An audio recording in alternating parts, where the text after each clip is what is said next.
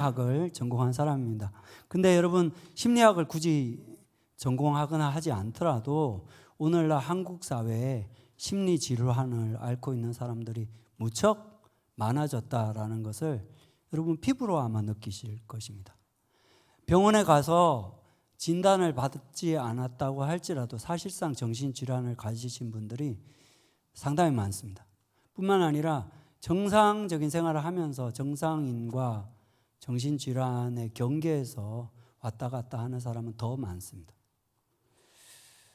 정신질환이 무엇일까요? 복잡하고 다양하기 때문에 여러분들은 잘 모르겠다고 하실 수 있습니다. 여러분 생각나는 정신질환은 어떤 것이 있을까요? 조현병이라고 요즘 부릅니다. 말이 너무 거칠어서. 근데 원래 여러분이 정신분열이라고 알고 있죠. 정신분열, 조울증, 편집증, 또 자폐증, 특히 아이들부터 문제가 되는 자폐증. 그리고 평소에 정상적인 생활을 하고 정상인인데 사실상은 좀 수준 이상의 우울증을 가지고 있는 분도 있고 강박적인 불안을 가지고 있는 분도 있고 공황장애라고 하는 그런 증상을 가지고 있는 분들도 있습니다. 그런가 하면 이것은 병처럼 보이지 않지만 사실은 정신질환의 하나인데 나르시시즘이라고 그러죠. 자기애적인 세계, 자기 세계 속에 사는 사람. 또 그것과 연결되어 있는데요. 여러 가지 중독에 빠져 있는 사람. 너무 많은 종류가 있습니다. 그래서 여러분은 증상도 많고 그 원인도 알지 못한다고 생각하실 수 있지만 제가 그래도 전공자로서 정신질환이 어떤 것인지 한마디로 여러분에게 좀 설명드리고 싶습니다. 정신질환이라는 것이 다양한 증상들이 있지만 사실은 본질적으로는 다 하나로 연결되어 있는 것입니다. 그 공통점은 뭐냐 하면 바로 현실이 너무 감당하기 버거워서, 현실이 무서워서, 너무 현실이라는 게 두려워서 그 현실을 마주하지 않기 위해서 나의 무의식이 현실을 부정하고 현실을 회피하는 반응을 보이는 것이 바로 정신질환입니다. 예를 들어서 아까 말씀드린 정신분열 같은 경우에는 현실과 비현실의 경계가 무너져 버립니다. 사실은 무의식의 일부러 그렇게 하는 것입니다. 그래서 현실을 현실 그대로 직시하지 않으려고 하는 것이죠. 왜냐하면 감당이 안 되니까. 자폐증 같은 경우에는 어린 시절부터 아주 어린아이부터 상처를 받거나 트라우마가 있을 경우에 현실에 대해서 마음문을 못 여는 겁니다. 그래서 이렇게 현실을 회피하죠. 여러분 아시는 은둔형 외톨이 같은 경우에는 아예 물리적으로 현실을 피해서 숨어서 방에 들어가서 안 나옵니다. 중독 증상도 사실은 본질적으로 같은 것입니다. 현실을 직시하는 게 너무 힘드니까 술을 마시거나 마약에 취하거나 혹은 게임에 빠지거나 또 도박에 빠지거나 이래가지고 현실 세계로부터 숨는 거죠. 정상적으로라도 낮에 계속 자고 밤에 넷플릭스 드라마를 7시간, 8시간 보는 분들이 있습니다. 그것은 드라마의 문제가 아니고 여러분 안에 있는 우울증이고 증상의 문제입니다. 현실을 보기 싫다는 것입니다. 내 마음이. 그런 사람들이 요즘 너무 많습니다.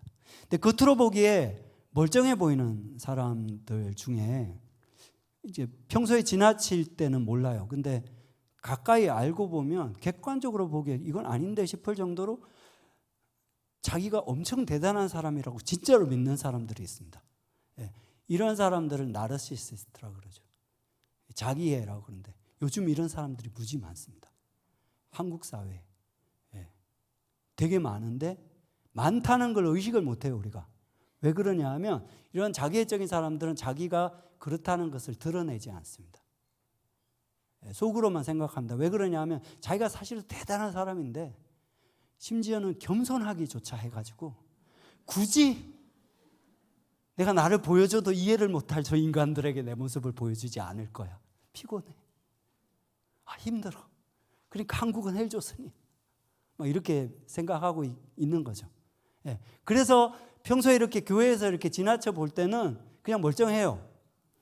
근데 여러분의 가족이거나 아주 가까이 있는 여러분이 자녀거나 이러면 압니다. 특히 배우자인 경우에 압니다. 짜증납니다. 그래가지고 막 이렇게 순간 이 사람이 이렇게 뻑 갈 때가 있어요. 그래가지고 이걸 이제 시체 표현으로 자뻑이라 그럽니다. 그래가지고 막 자기에 대해서 확 얘기를 하고 내가 얼마나 어떤 사람인데 막 세상에 막 부당하고 막 이런 거 막 얘기하면 아닌 것 같은데 막 이러면 분노합니다. 파르르 떨면서 분노해가지고 대단히 공격적으로 나올 때가 있습니다. 누가 생각나죠? 네. 당신 자신이야. 진짜 이게 뭐 누구 생각나지 마세요, 여러분. 여러분 자신의 얘기입니다. 거의 자기의 시대입니다, 지금. 그것도 이유가 있는 것 같습니다. 이런 사람들이 평소에는 조용히 있는 것 같지만 사실 힘을 가지면 자기 힘이 미치는 데는 컨트롤 하려고 그래요. 그리고 폭력을 써서라도 나를 인정하게 만들려고 합니다. 이렇게 주먹 쓰는 일진 애들 있죠. 혹은 그런 힘으로 아니라도 가스라이팅이라는 게 결국 뭐냐 하면 내가 컨트롤할 수 있는 좀 만만해 보이는 사람을 나를 우러러 보도록 만들려고 하는 것이 가스라이팅입니다. 그런 것들, 그러니까 평소에는 얌전한 것 같지만 힘을 가지면 폭력적이 되고 대단히 공격적이 되는 사람들이 너무 오늘날 많습니다. 뭐 여러분이 생각하기에 게임 중독에 빠져가지고 맨날 게임방에 들어가 있던 사람이 갑자기 놀랄 만큼 폭력적이 돼서 칼을 들고 사람을 찌르는 일들이 있죠. 근데 비단 그 사람들만 아닙니다. 오늘날 사회에 보면 저 위로 정치가들로 비롯해서 가정에 우리 가족, 친척 전부 그렇습니다. 이거는 우파나 좌파의 문제가 아닙니다, 여러분.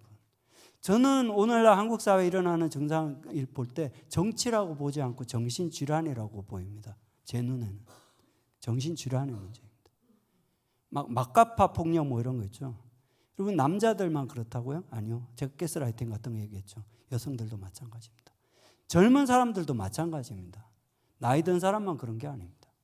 모두의 문제입니다. 힘이 없고 눌려 있을 때는 얌전해 보이지만 힘을 가지면 언제든지 괴성을 지르고 폭력적이 될 수 있습니다. 또 누구 생각나지 마세요. 여러분 자신입니다. 왜 그럴까? 오늘날 한국 사회에 왜 이렇게 많이 이렇게 될까?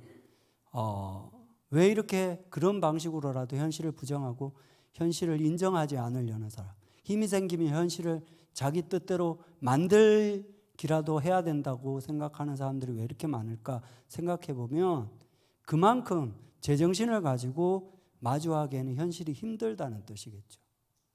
네. 정말 많이 힘든 것 같습니다. 여러분들 얼굴도 제가 이렇게 설교하기 전에 감정 컨트롤 하느라고 애를 썼어요. 여러분 얼굴 보니까 우울해져가지고 여러분 얼굴이 안 보이니까 모르시죠? 네. 우울한 시대입니다. 아마도 그 받아들이기 어려운 현실은 어떤 걸까? 불안해요, 불안. 뭔가 당장이 되게 일이 힘들다거나 그런 것도 있겠지만 불안한 것이 힘든 것입니다. 그리고 뭘 해도 안 돼요. 될 것 같지 않아요. 그러니까 미래가 어둡습니다. 불확실합니다. 그러니까 자기 힘을 써서라도 폭력적으로라도 자기 뜻대로 현실을 만들려고 하는 것입니다. 저는 이러한 오늘날 우리 사회의 현실을 보면서 성경의 예레미야 시대가 생각났습니다. 예레미야 시대 사람들의 모습에 오늘날 우리들의 모습을 비춰보면서 하나님께서 오늘날 우리에게 하시는 말씀이 있지 않을까 생각됩니다. 저는 예레미야 시대에 살았던 사람들도 세 종류의 사람이 있었다고 생각합니다. 마찬가지로 오늘날 한국 사회를 살아가는 사람들도 세 종류의 사람들이 있습니다. 현실을 부정하는 사람들, 현실을 회피하려는 사람들, 마지막으로 현실에 짓눌려 있는 사람들입니다. 현실에 짓눌려 있는 사람들에 대해서는 얘기를 안 드렸는데 여러분입니다. 예. 현실에 짓눌려 있는 사람들은 그래도 정신줄을 놓지는 않았습니다. 그래서 현실을 부정하거나 회피하지는 않습니다. 못하는 거라고 할 수 있죠. 정신은 있으니까 현실을 부정하거나 회피할 수는 없습니다. 그렇지만 현실이 힘들기는 마찬가지입니다. 그래서 우울합니다. 불안합니다. 지쳐요. 피곤합니다. 여러분이죠. 네. 이 현실에 짓눌린 사람들 얘기를 하려는데 결국에는 저는 그럼에도 불구하고 이 사람들이 한국 교회의 희망이며 한국 사회의 희망이라고 생각합니다. 근데 먼저 순서대로 현실을 부정하는 사람들 얘기부터 살펴보도록 하겠습니다. 제가 오늘 예레미야서 45장 본문을 읽었지만 사실 오늘 본문은 예레미야서 전체라고 할 수 있습니다. 특별히 현실을 부정하는 사람들, 예레미야서 속에서는 대표적으로 예레미야서 36장에서 살펴볼 수가 있습니다. 거기 보면 예레미야를 통해서 하나님께서 유다 백성에게 주신 하나님의 말씀을 부정합니다. 그 말씀이 기록된 두루마리를 화로에 던져서 태워버립니다. 그리고 그 말씀을 전하는 예레미야 입을 막으려고 그를 잡아 가둡니다. 예레미야 때 왕이었던 여호야김 왕과 신하들의 이야기인데, 이 얘기를 하기에 앞서서 이 시대가 어떤 시대였느냐 하는 것을 먼저 여러분에게 좀 설명드릴 필요가 있을 것 같습니다. 성경을 많이 읽지만 예레미야 시대의 시대 상황을 잘 모르실 수 있어요. 이게 일부 예배 때 설명을 해드리니까 좀 도움이 된다고 그러시더라고요. 먼저 개론부터 얘기 드리면 예레미야의 시대는 유다가 멸망하기 직전의 상황이었습니다.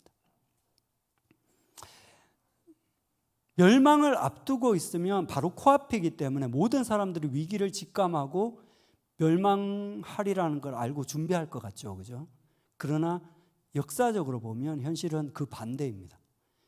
마치 폭포의 벼랑이 바로 앞에 있으면 그 벼랑이 보이지 않는 것처럼 위기가 다다른 사회, 국가는 혼란스럽습니다. 막 사람들이 좌충우돌 합니다. 정신이 없습니다. 세상이 어디로 가는지, 어떻게 살아야 되는지, 앞으로 어떻게 될지 아무도 모르고 서로 막 싸웁니다. 바로 그런 사회가 예레미야 시대였습니다. 우리나라 역사로 얘기하면 여러분 구한말 아세요? 조선이 멸망하기 전에 왜 그 매국노 을사오적 이 얘기할 때 그때 여러분이 생각해 보시면 조선이 망하기 직전이었는데 도대체 세계가 어디로 가는지 정신이 하나도 없어요. 여전히 보수적인 사람들은 청나라를 섬기고 어떤 사람들은 러시아 친러파 또 미국에 아주 소수로 유학한 사람들 친미파, 친일파, 일본 사람들을 끌어들여서 빨리 조선을 바꾸려는 사람들, 막 이런 사람들 서로 막 죽이고 막 공격하고 그렇습니다. 저는 이런 시대가 제 생각인지 모르겠는데 오늘날 지금 이 시대의 한국 사회인 것 같습니다. 친중파라고 공격하고 친미파라고 공격하고. 자, 이런 시대입니다. 지도를 한번 보여주시죠. 자, 이게 예레미야 시대의 지도인데요. 전체를 담지는 않지만 이 시대가 이 중동 지역, 메소포타미아 지역으로 얘기하면 바벨로니아라고 하는 신흥 강국이 갑자기 부상을 해가지고 수십 년 전까지만 해도 이 지역을 제패했던, 그러니까 유다까지 공격했었잖아요. 아수르를 멸망시킵니다. 그런데 이 중동 지역에 패권 싸움이 일어나고 있는 이 틈을 타가지고 항상 서쪽 지역에, 남쪽 지역의 강국인 이집트의 왕이 군대를 이끌고 중앙으로 진출을 해옵니다. 근데 그때 왕이 누구냐 하면 이 여호야김 왕의 아버지인, 여러분 들어보셨을 겁니다. 요시야 왕입니다. 요시야 왕. 요시야 왕은 훌륭한 왕이라고 성경에 평가되어 있는 왕입니다. 성전을 고치고 또 우상들을 제거해서 하나님 앞에 바로 선 왕이라고 평가되어 있는 왕이 요시야 왕인데, 이 왕이 군대를 이끌고 여기 나와가지고 애굽을 막아섭니다. 근데 그러다가 죽습니다. 성경을 여러분 읽어보면 왜 이렇게 훌륭한 왕인데 이렇게 일찍 죽지? 이런 생각이 여러분 드실 수 있습니다. 이 배경이 그런 것입니다. 여기서 우리가 알 수 있는 건 뭐냐 하면 교회에서 대단히 훌륭한 목사님, 교회 지도자, 그렇게 평가받고 그렇게 평가하는 것이 맞는 분들도 지금 혼란 상황이기 때문에 현실 판단을 잘못해가지고 말년에 실수를 하거나 할 수 있다는 것입니다. 그렇다는 걸 성경이 보여줍니다. 문제는 뭐였느냐 하면 그의 할아버지인 히스기야 왕의 그 모델을 그대로 그것만이 전부라고 생각해서 따라가면서 정작 오늘날 이 시대에 하나님께서 하시는 말씀을 귀 기울이지 않았던 것입니다. 그리고 요시야가 죽고 난 다음에는 이제 바벨론이 점점 거의 주도권을 잡게 되면서 유다가 바벨론의 위협 앞에 다다르게 됩니다. 그 얘기하기 전에 요시야 왕 얘기 하나 빠뜨렸네요. 생각해 보면 우리가 성경을 읽으면, 여러분이 성경을 열심히 읽은 분이면 제가 무슨 질문을 하는 건지 아실 겁니다. 사실 애굽이야말로 장차 유다가 바벨론에 망하잖아요. 그죠? 예, 그렇게 생각하면 애굽이야말로 유다를 커버쳐 줄 수 있는, 방패막이가 돼 줄 수 있는 유일한 세력이거든요. 그런데 왜 요시야 왕은 애굽에 대항했을까요? 예, 그게 이제 금방 말씀드린 대로 우리는 결과를 아니까 왜 그랬지? 이렇게 묻지만 당시의 요시야 왕은 그 판단을 못했던 것입니다. 그럴 때는 환상이 범람합니다. 위기의 시대에는 환상이 범람합니다. 지금처럼. 요시야는 아마 이 열강들의 각축들 사이에서 유다도 뭔가 강성한 나라가 되리라는 그런 포부를, 야망을 품었던 것이 아닌가 생각됩니다. 그러나 그는 그런 환상과 야망을 품었지만 하나님이 뭘 말씀하시는지 정말 듣지를 못했기 때문에 그는 죽었던 것입니다. 이 요시야가 죽고 난 다음에 그 뒤를 이은 왕이 바로 오늘 본문에 나오는 여호야김 왕입니다. 이 여호야김 왕의 이야기를 한번 보시기 원하는데 자막이 나오겠지만 여러분 성경이 있으신 분들은 예레미야서 36장을 한번 보시면 도움이 될 것 같습니다. 먼저 다른 단은 볼 수 없지만 4절 5절에 보면 바룩 얘기가 나옵니다. 오늘의 주인공인 바룩, 예레미야의 조수였습니다. 예레미야가 하나님의 예언을 받아가지고 구술을 하면 그것을 받아서 파피루스에 기록을 하던 필사자였습니다. 이 바룩은 유다의 상당히 그 상류층 집안의 출신이면서 그때 당시에 글을 쓴다는 것은 벌써 학식이 있는 사람이라는 뜻입니다. 그리고 아마 젊은이였던 것 같습니다. 그러니까 유다가 망하지 않았더라면 상당히 장래가 촉망됐을 그런 젊은이였습니다. 그는 다른 길을 찾을 수도 있었지만 하나님을 사랑하고 그래서 예레미야 옆에 붙어서 그 말씀을 받아 적는 일을 했습니다.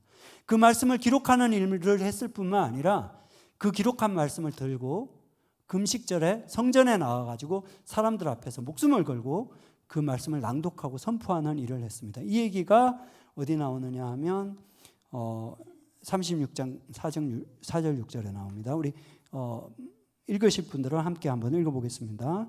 네, 읽어보겠습니다. 시작.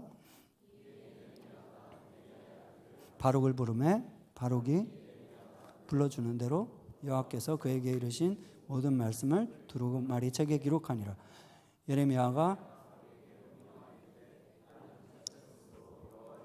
들어갈 수 없으니 너는 들어가서 내가 말한 대로 두루마리에 기록한 여호와의 말씀을 금식일에 여호와의 성전에 있는 백성의 귀에 낭독하고 유다 모든 성읍에서 온 자들의 귀에도 낭독하라. 사실 이 번역에 붙잡혔으므로 그 부분이 약간 정확하지 않은 번역인데요. 정확한 의미는 무슨 뜻이냐면 예레미야가 이미 붙잡힌 게 아니고 이미 찍힌 거예요. 유다의 왕을 비롯한 지도자들에게 너 다시 공적인 자리에 성전에 특별히 나와가지고 예언이라 하고 막 선포하고 멸망한다 그런 얘기하면 너 잡아 죽어 이렇게 체포령이 내린 거죠. 그러니까 예레미야가 직접 나올 수가 없어가지고 그의 조수인 바룩을 시켜서 이 젊은이가 두루마리를 들고 성전 앞에서 선포를 했던 것입니다. 근데 그 얘기를 그 말씀을 들은 자 중에 여호야김 왕의 신하들이 있었어요. 그래서 그들이 그 말씀을 듣고 놀라가지고 달려가서 왕에게 고합니다. 왕에게 그렇게 전했을 때 왕이 그 얘기를 듣고 그 두루마리 가지고 와서 내 앞에 읽어봐 라고 명령을 합니다. 그래서 그 신하가 그 두루마리 성경을 가지고 와서 왕 앞에서 읽습니다. 그 얘기가 예레미야 36장 23절 26절에 나옵니다. 한번 보시겠습니다. 여우디가 서너 쪽을 낭독하면 왕이 면도칼로 그것을 연하여 베어 화롯불에 던져서 두루마리를 모두 태웠더라. 왕과 그의 신하들이 이 모든 말을 듣고도 두려워하거나 자기들의 옷을 찢지 아니하였고 엘라단과 들라야와 그마랴가 왕께 두루마리를 불사르지 말도록 아뢰어도 왕이 듣지 아니하였으며 또 그 다음에 왕의 아들 여라무엘과 이스라엘 아들 스라랴와 베아 아들 셀마에 명령하여 바룩과 선지자 예레미야를 잡으라 라고 하였습니다. 여러분 여호야김 왕은 왜 두루마리 성경을 불태웠을까요? 듣기 싫었던 거죠. 그 두루마리에 기록된 하나님의 경고의 말씀을 받아들일 수가 없었던 것입니다. 그 경고의 말씀은 무엇입니까? 너희가 회개하지 아니하면 바벨론이 와서 유다가 멸망하리라 라는 경고의 말씀입니다. 그런데 이 경고의 말씀에서 핵심은 여러분이 기억하실 것은 니네 망할 거야가 아닙니다. 니네 회개해 입니다. 하나님의 뜻은 유다를 멸망시키는 데 있지 않았습니다. 회개하게 하는 것이고 회개해서 멸망당하지 않게 하려는 것이 그의 목적이었습니다. 예레미야 36장 3절 앞에 보면 나옵니다. 하나님께서 뭐라고 말씀하십니까? 유다 가문이 내가 그들에게 내리려 한 이 모든 재난을 듣고 악한 길에서 돌아와 돌이키면 내가 그 죄와 악을 용서하리라. 하나님은 용서하시려고 했던 거예요. 그래서 그 말씀을 주신 거예요. 예레미야도 그래서 그들을 회개하게 하기 위해서 그 말씀을 목숨을 걸고 선포했던 거예요. 그런데 여호야김 왕한테는 뭐만 들립니까? 망할 거야만 들리는 겁니다. 왜 그런 부정적인 말을 하고 그래? 안 그래도 백성들이 동요하잖아. 내 존경하는 우리 할아버지 히스기야 왕은 기도해가지고 아수르로부터 하나님이 지켜주셨는데 너 거짓 선지자야. 왜 백성들을 불안하게 만드는 거야? 그래서 내 왕위도 흔들리게 만드는 거냐? 입을 닫아라, 잡아와라. 이렇게 했던 것입니다. 여러분, 일기한 보면 대단히 신앙적인 것 같습니다. 그렇죠? 그런데 여기서 우리가 생각해 봐야 할 문제가 뭡니까? 여러분, 하나님의 경고가 쓰여 있는 말씀을 불태워버리면 하나님의 말씀이 없는 게 됩니까? 예레미야와 바룩을 꼴보기 싫은 인간들을 잡아 가두면 세상이 자기 뜻대로 됩니까? 아니잖아요. 이걸 가지고 뭐라고 그러냐 하면 손바닥으로 하늘을 가린다고 그러죠. 그러니까 실제로 하늘은 손바닥으로 결코 가려지지 않습니다. 그런 손바닥으로 자기 손아귀로 할 수 있는 힘을 가지고 현실을 가려버리는 거예요. 그게 가려지는 건 자기 자신밖에 없습니다. 그런데 오늘날 이런 사람들이 예레미야에서만 있는 게 아니라 제가 봤을 때 오늘 한국 사회에 너무 많아요. 제가 말씀드렸죠. 어떤 뭐 정치가나 이런 사람들만 얘기하는 게 아니고 가족이면 가족대로, 여자면 여자대로, 남자는 남자대로. 그래서 힘든 것입니다. 특별히 교회에 많이 있는 것 같습니다. 세상에보다 교회에 더 많이 있다고 어떤 사람들이요? 손바닥으로 하늘을 가리려는 사람들이요. 요즘 세상이 교회를 걱정합니다, 여러분. 세상이 교회 걱정하고 있다니까요. 뉴스 보세요. 시사평론 나와가지고 교회에서 저 기독교인들이 왜 이렇게 좀 이상하냐 요즘에. 그걸 가지고 토론을 합니다. 근데 그 하는 소리 중에 제 귀에 들어오는 게 있었는데 기독교인들은 눈에 보이지 않는 거를 믿기 때문에 좀 그런 거라고 그러더라고요. 이게 맞는 말입니다. 근데 그게 아다르고 우다릅니다. 진정한 기독교인은 눈에 보이지 않는 하나님의 현실을 믿기 때문에 눈에 보이는 현실에 속지 않습니다. 이건 진짜 기독교인.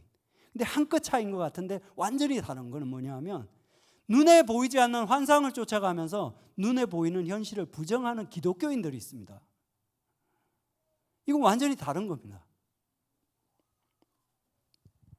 교회 장로님이셨습니다.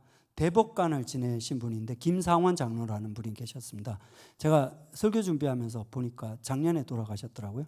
한 10여 년 전의 일입니다만 이분이 그 총회에서 교회 분쟁 문제를 고민하면서 한국의 교회 분쟁이 얼마나 심각한지를 통계치로 발표하신 적이 있습니다. 교회 분쟁이요. 우리나라에서 일어나는 모든 민사소송 중에 18%가 교회 관련 분쟁이라고 합니다. 민사소송이 뭔지 아시죠? 그러니까 형사소송이 아니고 서로 시비와 다툼이 일어나가지고 소송까지 가는 거. 그거가 100이라면 그 중에 18개 이상이 교회 관련 분쟁이라는 거예요. 교회 관련 분쟁이라는 게 뭡니까? 이번 주에도 제가 듣고 왔어요. 예. 교인들이 담임 목사 쫓아내려고 하다가 목사가 버텨가지고 분쟁이 일어나가지고 결국 법정까지 간 얘기. 목사가 혹은 장로가 자기 마음에 안 드는 사람 쫓아내려고 쫓아내려고 하는데 그 사람이 버텨가지고 결국 소송까지 간 얘기. 또 교회에 힘이 있는 알만한 사람들이 이렇게 해가지고 불법적으로 어떤 재정을 어떻게 해가지고 소송이 된 얘기. 또 교인과 목회자 간에, 교인들 서로 간에 성적인 스캔들, 무슨 불륜이 일어나가지고 법정까지 간 얘기. 이게 전체 민사소송의 18%라는 것입니다, 여러분. 여러분, 한국의 기독교인이 전체 인구 중에 몇 프로인지 아세요, 여러분? 지금? 여러분 아시기에 한 25% 된다고 알고 계시죠? 그렇지만 그 중에 한 6% 정도는 가톨릭입니다. 그러니까 한 20% 많을 때 그랬는데 지금은 훨씬 줄었습니다. 17%가 안 되거든요. 근데 전체 인구의 17%가 안 되는 사람들이 일으키는 교회 분쟁이 17%보다 많다는 거예요, 여러분. 고린도전서 6장 1절에 보면 너희가 서로 간에 다툼이 있는데 다툴 수는 있다. 그런데 너희가 교회 안에서 성도들 앞에서 잘 해결하지 못하고 왜 신앙적으로 인정할 수 없는 세상에 가서 소통을 하느냐. 이 말을 2000년 전에 바울이 했습니다. 근데 한국 교회는 이 말을 안 들어요. 안 들어요. 끝까지 고집 부리고 끝까지 법정까지 가는 겁니다. 그래서 18%. 이 분쟁, 교회 분쟁이라는 것이 결국에는 무엇입니까, 여러분? 왜 교회들은 싸우죠? 이것을 저는 본질적으로 요아김이 두루마리를 불태우고 예레미야를 잡아 가두려 한 것과 같은 거라고 생각합니다. 손바닥으로 하늘을 가리려는 것이죠. 여러분, 내가 마음에 안 드는 사람 교회에서 쫓아내면 교회가 내 마음대로 됩니까? 현실에 내가 힘이 있다고 폭력적으로 어떻게 하면 현실이 내 마음대로 됩니까? 그건 착각이죠.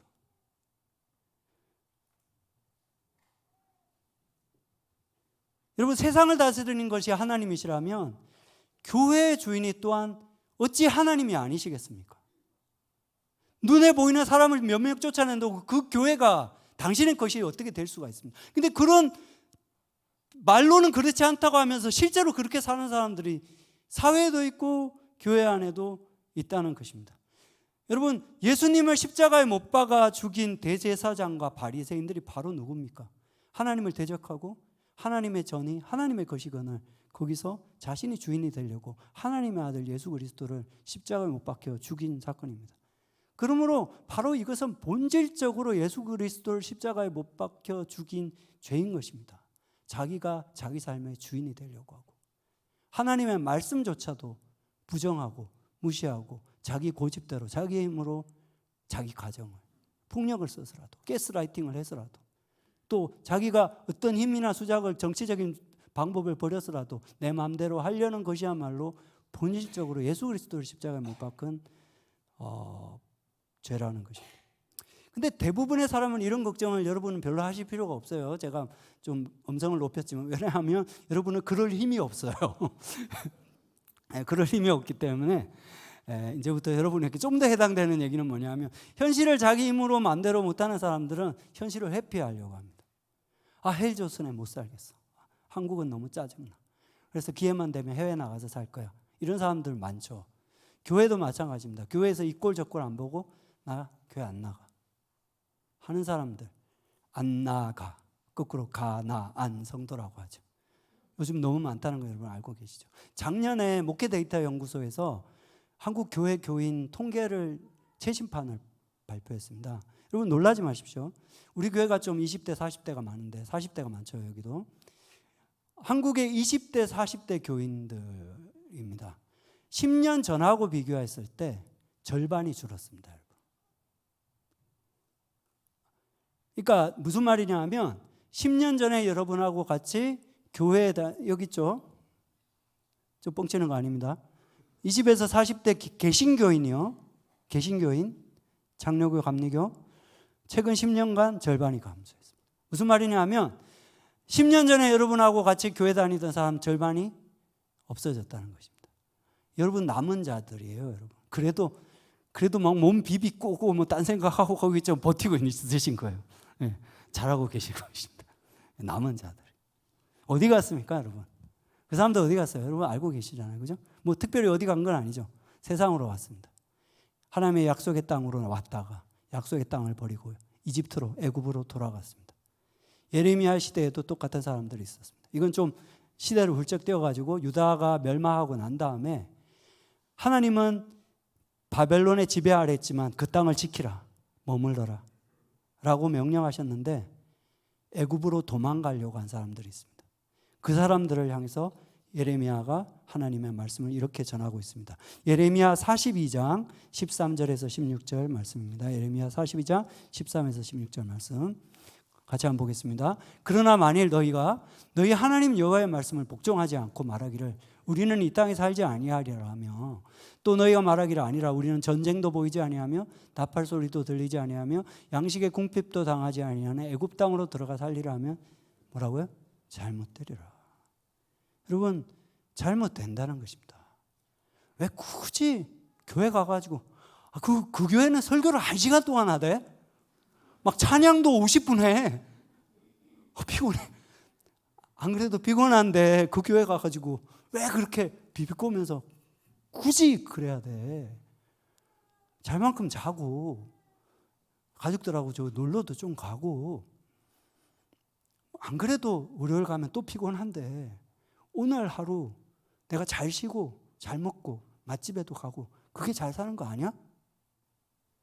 라고 하는 사람들이 많습니다. 굳이 그렇게 직장 생활도 너무 피곤한데 그 늦게 퇴근해가지고 눈 부벼가면서 1시까지 그 시편 기도 그 읽고 그거 올려야 돼? 그 조작 눈치 보면서 그 안 그래도 되는데 정죄감 받아가면서 또 나 이거 안 올리면 또 내가 또 목사님 설교에 나올려 하면서 그 마음의 괴로움을 내가 당하면서 살아야 되냐고. 안 그래도 힘들어 죽겠는데 아유 또 이제 또 사순절 금식 절기하면서 또 시동 걸기 시작해요. 안 그래도 삶에 낙이 없는데 먹는 것도 먹지 마라 그러고 유튜버도 보지 마라 그러고 커피도 마시지 마라 그러고 그러면서 살아야 되냐고. 그래서 잘 되면 해보겠는데 하나님 믿으면 잘 되는 거 맞아요? 제가 지금 10년 넘게 교회 봉사하고 교회 안 빠지고 심지어 리더도 했는데 나 이 모양 이 꼴인데 내 고등학교 동창인 누구는 교회도 안 다니는데 가난한 성도인데 청년부대 나왔다가 툭병이 쳤는데 주식 공부해가지고 집 샀잖아. 뭐지? 네, 이렇게 말하는 사람들이 있죠. 네, 예레미야 시대에도 있었습니다. 애굽으로 도망간 사람들 중에 여성들이 예레미야에게 이렇게 대듭니다. 그 얘기가 어디 나오느냐 하면 어디 나와요? 빨리 그 다음 열어주세요.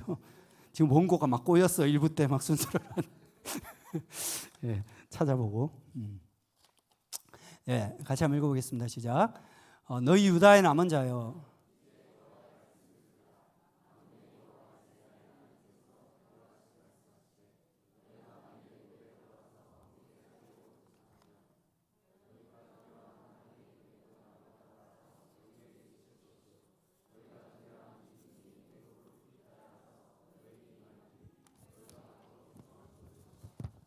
네, 이 말씀이 있었어요.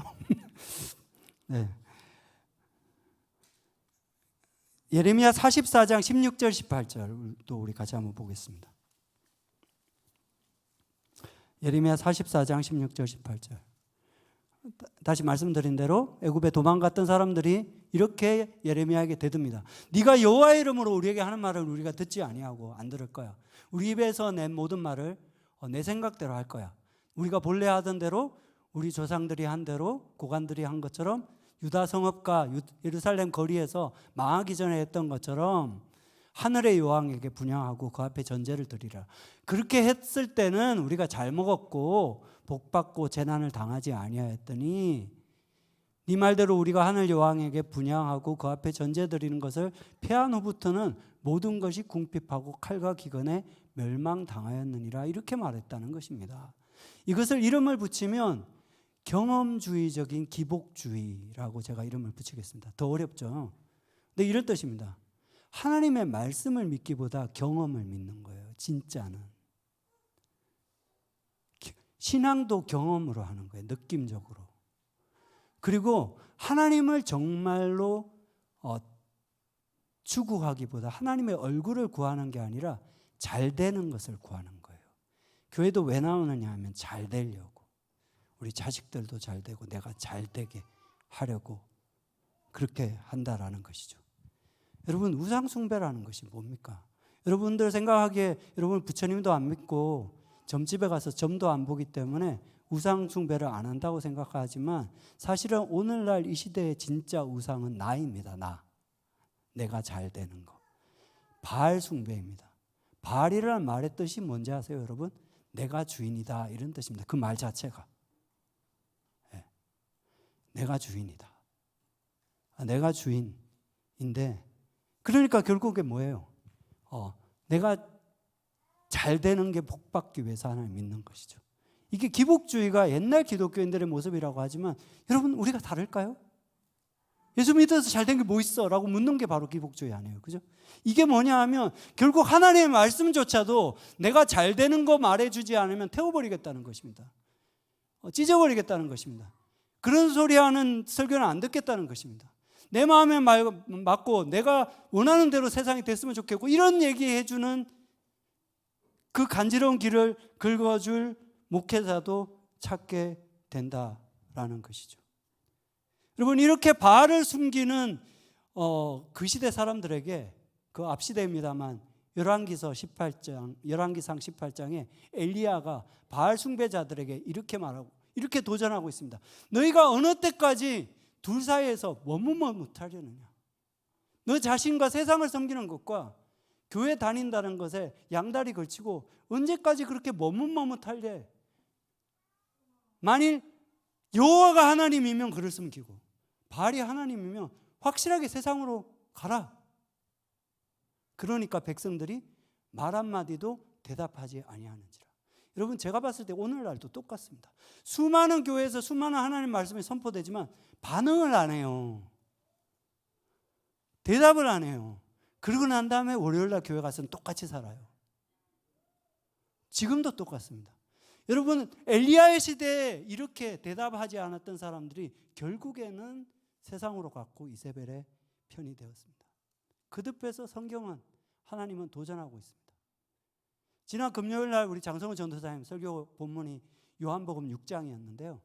예수님께서 오병이어의 기적을 일으키시고 난 다음에 수많은 사람들이 예수를 따라가면 먹고 사는 게 해결되겠다라고 생각하고 예수님을 찾아서 옵니다. 배 타고도 오고 산을 넘어서도 왔습니다. 그런데 그들에게 예수님이 내가 너희의 먹고 사는 문제를 해결해 주는 사람이 아니다라는 말씀을 선포하니까 다 떠나갔습니다. 80%가 떠나갔습니다. 남아있는 소수의 절반 떠났잖아요 지금. 남아있는 소수의 제자들에게 예수님께서 이렇게 묻습니다. 요한복음 6장 몇 절입니까? 띄워주시죠. 너희도 가려느냐. 여러분 이 시대에 남은 자들 여러분 성도들에게 하나님이 이렇게 물으십니다. 니네도 갈래? 너도 갈래? 베드로가 뭐라고 대답했습니까? 영생의 말씀이 여기 계시오니 내가 어디로 가려니까. 나에게 생명을 내 삶을 주시는 것이 당신의 말씀이고 당신이 여기 계시니 내가 어디로 가겠습니까? 그는 진짜 크리스찬은 하나님의 말씀을 선택했다는 것입니다. 여러분 예레미야 시대에도 오늘날에도 하나님께서 이런 자들 정말 말씀을 붙들고 그것이 나에게 덕이 되든 해가 되든 하나님의 말씀이면 그리 아니하실지라도 주님을 떠나지 않겠습니다 라고 하는 자들을 주님이 찾으십니다. 바로 예레미야 시대에는 바로 그것이 누구냐 하면 예레미야와 바룩이었습니다. 바룩, 아까 말씀드린 대로 예레미야가 구술하는 예언의 말씀을 두루마리에 기록했던 바울. 그 시대의 글자를 그렇게 아는 사람은 배운 사람, 또 출신도 좋은 사람. 유다가 망하지 않았더라면 아마도 유다의 지도자가 되었을 장래가 촉망되는 청년. 그러나 현재 유다의 멸망을 앞두고 우울한 청년. 여러분 이 사람이 최초의 서기관입니다. 여러분 서기관이라는 말을 복음서에서 읽어보셨죠? 그걸 영어에서 스크라이버라고 하는데 성경을 베껴 적는 사람입니다. 지금도 있습니다. 이 효시가 누구냐 하면 바로 바룩입니다.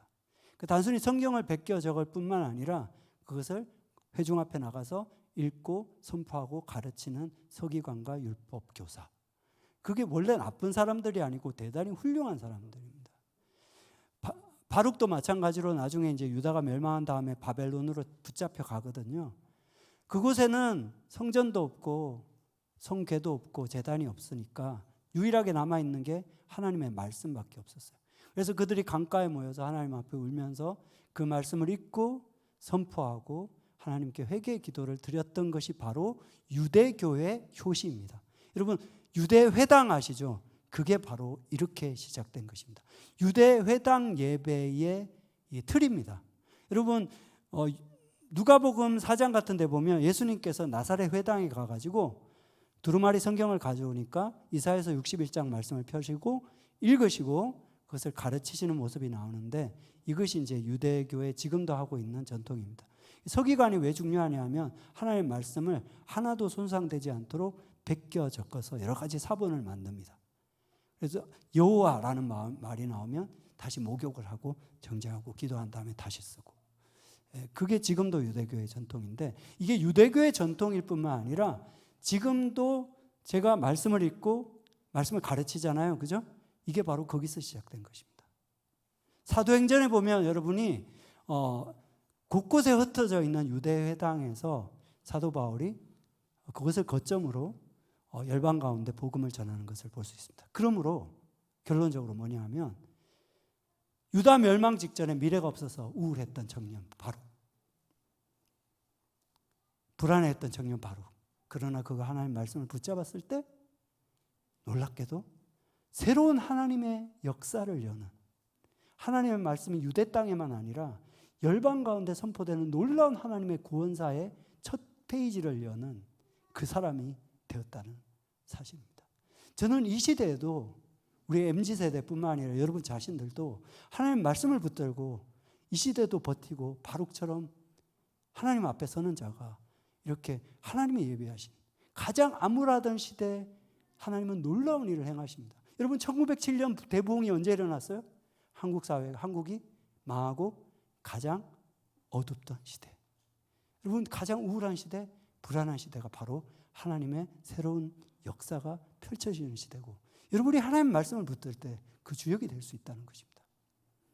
그래서 오늘 본문으로 오겠습니다. 이제 본문 시작입니다. 여러분 큰일 났죠, 그죠? 지금까지 서론. 그래서 예레미야 45장은 좀 특별한 말씀입니다. 왜냐하면 예레미야서 전체는 유다 백성에게 주시는 말씀인데 예레미야 45장은 바룩이라고 하는 특정 개인에게만 주시는 5절의 말씀이에요. 이 말씀을 읽어보면 어떤 그 이미지가 떠오르느냐면 예레미야가 하나님께서 주시는 경고의 말씀을 이렇게 영감 주시는 대로 구술을 하면 바룩이 그걸 받아 적고 있는데 갑자기 바룩하고 눈이 딱 마주친 거예요. 근데 그 얼굴이 어둡습니다. 예배 시작 전에 여러분 얼굴이 그랬던 것처럼 무겁습니다. 당연히 그럴 수밖에 없죠. 지금 적고 있는 말씀이 무슨 얘기입니까? 유다의 멸망과 징벌에 대한 얘기잖아요. 유다가 멸망하기 때문에, 조국이 망하기 때문에 우울할 뿐만 아니라 그건 내 미래가 없다는 뜻이거든요. 내 앞길이 막막하다는 뜻이거든요. 그런 바룩의 얼굴을 보면서 예레미야가 울컥 그 마음이 와닿았겠죠. 그 마음을 예레미야가 공감했을 때 하나님이 그 바룩의 마음을 알고 계신 것을 하나님이 보여주셨습니다. 그 바룩을 향해서 갑자기 이렇게 딱 맥락 딱 끊어지고 이렇게 예언이 주어지는 거예요. 제가 아까 말씀드렸죠. 제가 설교하면서 여러분 얼굴을 눈을 오랫동안 안 마주치기로 제가 작정했습니다. 왜냐하면 전반적으로 우울해요. 그래서 너무 우울한 딱 얼굴 보면 온 걸 까먹어버려. 안 그래도 지금 페이지가 다 꼬여가지고 지금 정신없는데. 왜냐하면 이렇게 빠지잖아요. 여러분의 답답함들. 이제 제가 우리 교회 좀 있어가지고 여러분 한 사람 한 사람 얼굴 보면 대충 읽거든요. 뭐 꼭 그런 건 아니지만 하나님이 중보하게 하시려고 이렇게 하시죠. 아까 일부 때도 그렇고 찬양할 때도 그렇고 제가 뭐 여러 가지 얘기했습니다. 경고보다도 여러분 하나님이 여러분 마음 알고 계신다고. 여러분 격려하기 원한다고 말씀하시는 것 같아요. 하나님이 말씀하십니다. 2절 3절. 바로가 이스라엘 하나님 여호와께서 네게 이같이 말씀하시느라. 누구에게? 여러분에게. 네가 일찍이 말하기를 화로다. 여호와께서 나의 고통에 슬픔을 더하셨으니 나는 나의 단식으로 피곤하여 평안을 찾지 못하다.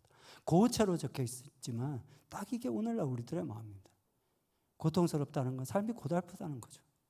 하루하루 월세 내면서 하는 것도 힘든 거예요. 그런데 슬퍼요. 왜냐하면 되는 게 없는 것 같으니까. 우울해요. 사회를 봐도 우울하고 우리 집을 봐도 그렇고, 그리고 평안을 하지 못하다. 불안합니다. 미래를 보면 불확실하니까요. 내가 안다. 그 마음을 정확하게 읽고 하나님께서 그 마음을 읽어주실 거예요. 예레미야가 깜짝 놀랐을 거예요. 여러분, 오늘날의 바룩, 여러분에게 주시는 말씀입니다.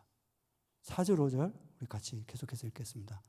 같이 읽겠습니다. 시작. 너는 그에게 이르라. 여호와께서 이와 같이 말씀하시기를 보라, 나는 내가 세운 것을 헐기도 하며 내가 심은 것을 뽑기도 하나니 온 땅에 그러하겠거늘 내가 너를 위하여 큰 일을 찾느냐? 그것을 찾지 말라.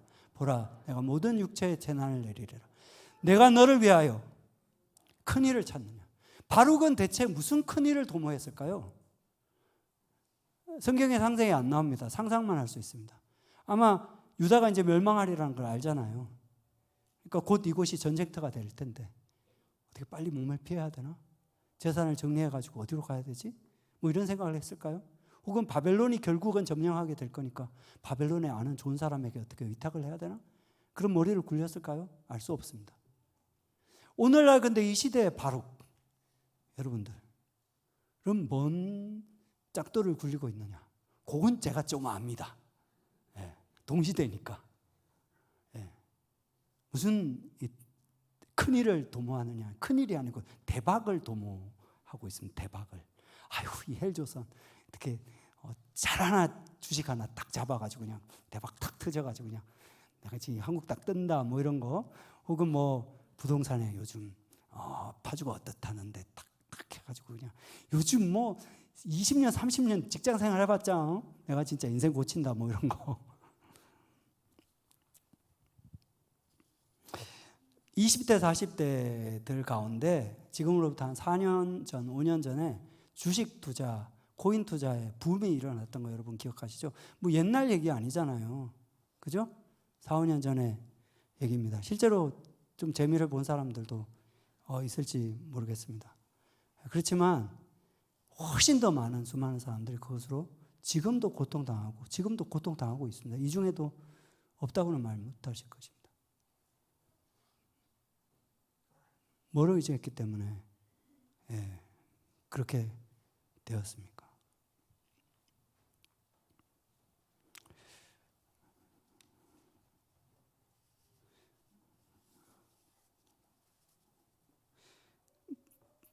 코로나 시대 때 20대, 40대 가운데 주식 붐이 일어났다. 이 사람들이 아까 통계해 보셨죠, 그죠? 절반이 교회를 떠난 사람들입니다. 저는 이거 두 가지가 서로 연결되어 있다고 생각합니다. 제가 말하는 건 여러분 주식 투자, 코인 투자는 잘 모르겠지만 주식 투자는 결코 나쁜 건 아닙니다. 주식 투자는 해야지 그 나라가 또 돌아가게 되어 있습니다. 그러나 핵심은 뭐냐 하면 하나님을 버리면서 주식을 믿지 말라는 것입니다. 여러분 4년 전, 3년 전 정도인가?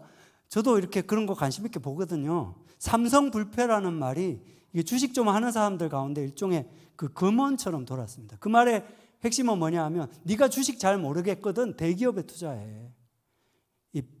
뭐라 그럽니까? 빅 뭐 있지 않습니까? 그거. 그러니까 삼성전자, 무슨 현대배터리, 뭐 전기차 이런 거 하면 크게 손해는 안 본다. 그렇게 했다는 거죠, 그죠? 그걸 믿고 투자했다가 망했잖아. 지금 누가 삼성 불패를 얘기할 수 있겠습니까, 여러분? 옛날 얘기 아니에요. 3년 전 얘기입니다. 하나님께서 말씀하십니다. 나는 심은 것을 뽑기도 하고 세운 것을 헐기도 하니 온 세상 가운데 이러하기거늘 네가 네 머리로 네 힘으로 큰 일을 도모하느냐? 하지 마. 권도영이라고 아세요, 여러분? 권도영? 4, 5년 전에 젊은이가 테라루나라는 코인을 만들어가지고 진짜 대박 친 적이 있습니다. 기하학적인 돈을 뻥튀기를 하고 또 거기에 또 그러니까 그야말로 돈을 뻥튀기 할 수 있다는 걸 보여준 사람이에요. 근데 지금 어떻게 된지 아십니까? 지금 미국 법정에서 재판받고 있거든요. 그 사람 예상 형량이 몇 년이냐 하면 몇 년? 130년입니다. 그가 뻥튀기 한 만큼 환상에 젖었던 만큼 그것이 고스란히 그대로 고통으로 돌아오는 것을 우리가 볼 수 있습니다.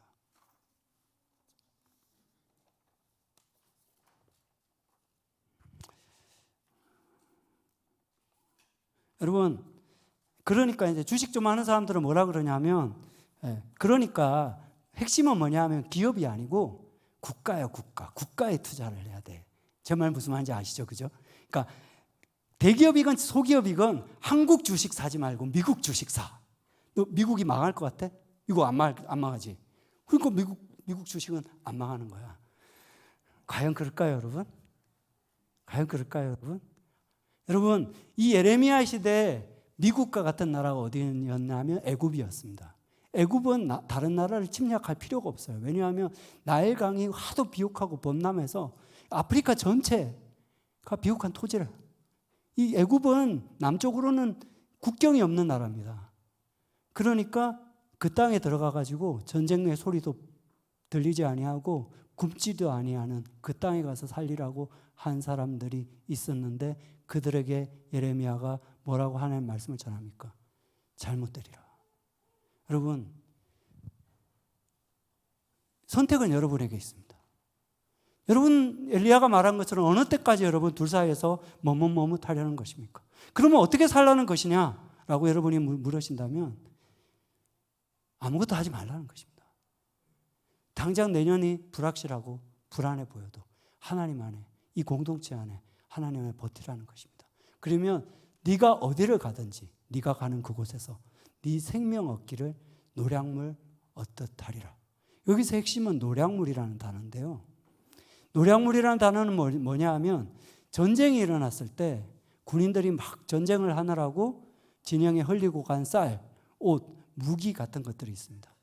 그런데 전쟁이 일어나면 가난한 백성들은 굶주리니까 목숨을 걸고 그 전쟁터에 들어가 가지고 군인들이 흘리고 간 쌀을 줍고 옷을 줍고 무기를 주어 가지고 가지는 방식으로 동서고금을 막론하고 그런 일들이 일어났습니다. 그거 말하는 것입니다. 그러므로 이 말씀은 네 삶이 전쟁터와 같으리라 라는 의미일 수 있습니다. 꼭 좋은 말이 아니에요.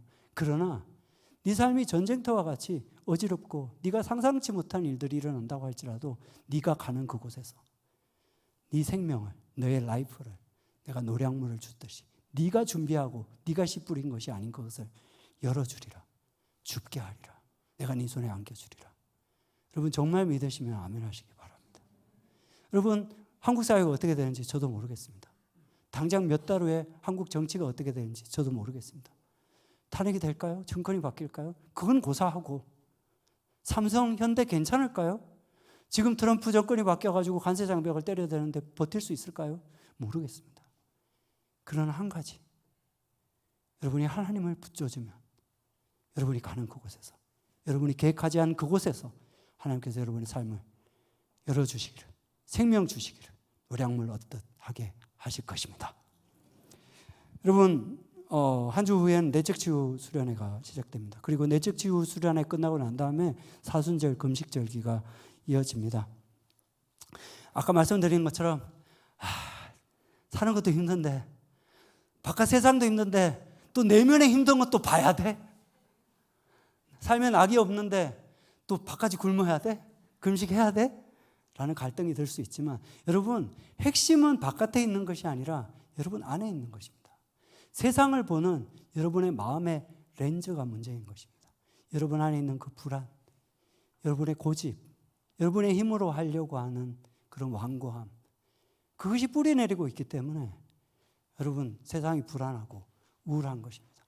그러므로 여러분이 이 과정을 통해서 이 광야를 기꺼이 가는 걸 통해서 여러분의 그 쓴뿌리들을 뽑아내고 제거할 때 여러분 가운데 하나님의 얼굴을 보시게 될 것입니다.